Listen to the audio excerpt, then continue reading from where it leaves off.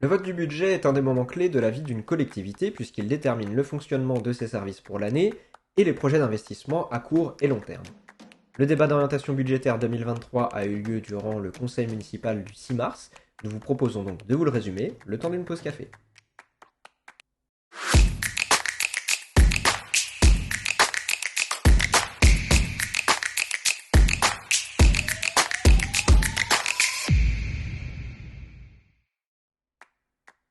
Pour commencer, les documents et rapports présentés au Conseil sont d'une qualité regrettable. Coquilles, approximations, informations erronées, grossier copier-coller d'une année à l'autre, impossible de travailler sérieusement sur des documents aussi peu fiables. C'est pourtant une nécessité pour garantir un débat démocratique et des projets de qualité pour les Magnanvillois. Passé cette remarque devenue habituelle finalement, qu'est-ce qui ne va pas dans ce budget? Eh bien, nous pensons qu'il n'est pas réalisable sans une hausse significative de l'imposition dans les années à venir. Parce qu'avec une capacité d'autofinancement aux alentours de 600 000 euros, tout juste suffisante pour couvrir les dépenses d'investissement annuelles d'environ 840 000 euros, on ne peut pas envisager d'investissement sans recourir à une hausse de l'imposition. Le projet de gymnase, annoncé à 9 millions d'euros depuis le début du mandat, aura recours à un emprunt que nous n'avons actuellement pas la capacité de rembourser.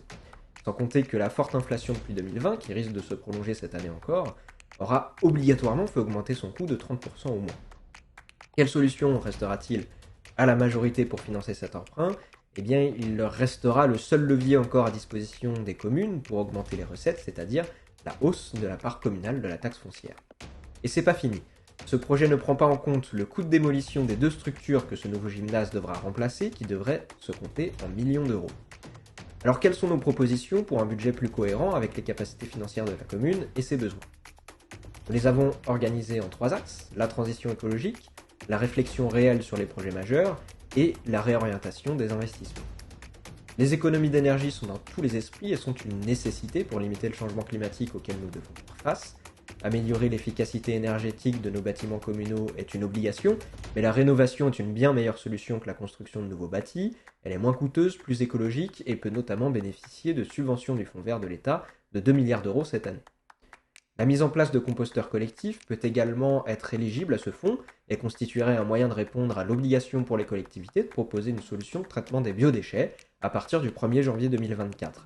Une solution encore une fois plus écologique et moins coûteuse qu'un ramassage de ces déchets avec un traitement centralisé. Enfin, l'installation de systèmes de récupération des eaux pluviales sur les bâtiments communaux paraît être une urgence absolue alors que nous subissons une sécheresse hivernale annonçant un été catastrophique et que ces phénomènes devraient être amenés à se reproduire de plus en plus fréquemment. Économiser l'eau constituera un des enjeux majeurs des prochaines années, encore un investissement qui pourrait en plus permettre de faire des économies financières puisque cette eau pourrait être utilisée pour l'arrosage des massifs, le nettoyage ou encore les équipements publics pour leur sanitaire. Une réflexion sur les projets structurants de la commune est également nécessaire. Comment pouvons-nous mettre en place une police municipale sans avoir défini ses contours? Investir 151 000 euros dans de nouvelles caméras sans avoir fait de bilan de celles déjà installées.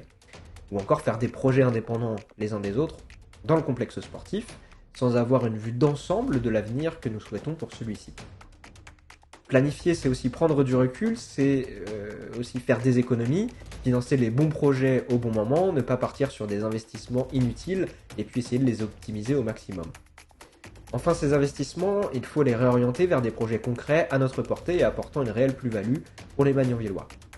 Mettre en place de vraies voies douces et non de simples peintures de cyclistes sur des routes toujours aussi dangereuses, installer un skatepark ou une piste de BMX, un vrai parcours santé qui pourrait même s'étendre en dehors du complexe sportif, sur la coulée verte ou les jardins de la tour, reboiser les espaces communs, par exemple en mettant en œuvre la proposition de la majorité une naissance, un arbre planté, et réaménager la place Mendès France, laisser à l'abandon la moitié de l'année, y installer par exemple un jardin de lecture ouvert à tous, des bancs, des arbres, des fleurs. Voilà dans les grandes lignes ce que nous proposons pour Magnanville, un projet ambitieux mais réaliste et cohérent avec l'esprit de notre ville.